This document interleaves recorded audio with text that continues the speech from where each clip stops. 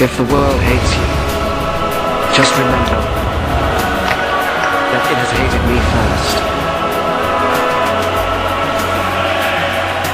If you belong to the world, then the world would love you with its own. But I chose you from this world, and you do not belong to it. That is why the world hates you. If people persecuted me, they will persecute you too. If they obeyed my teaching, they will obey yours too.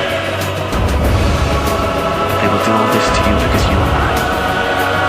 But they do not know the one who sent me. They would not have been guilty of sin if I had not come and spoken to them. As it is, they no longer have any excuse for this sin. Whoever hates me, hates my Father also. They would not have been guilty of sin if I had not done among them the things that no one else had done. As it is, they have seen what I did, and they hate both me and my Father. This, however, was bound to happen, so that what is written in their law may come true. They hated me for no reason at all.